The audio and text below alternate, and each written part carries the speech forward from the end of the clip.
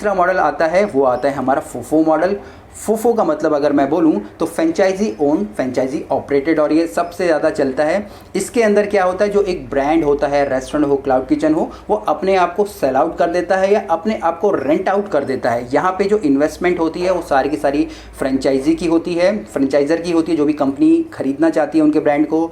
Honour की involvement 100% होती है। ऑपरेशंस भी सारे के सारे अगर आप बोलेंगे तो जो ऑनर होता है वही देख रहा होता है, और सारा का सारा रेवेन्यू भी उसके पास जाता है। तो यहाँ पे जो रेवेन्यू की अगर मैं बात करूँ तो अगर उन्होंने पहले से कुछ अगर कांटेक्ट किया है कि भैया हमें इतनी परसेंटेज सेल का देना है या इतना परसेंट प्रॉफिट का देना है, वो सारा उनको देना पड़ता है। बाकी उनकी एक मुफ्त आप बोल सकते हैं किस, या अपने अपने जो ब्रांड की वैल्यू यहाँ पे वो ले लेते हैं, या बोल सकते हैं कि वो अपने एक ब्रांड को रेंट आउट करते हैं।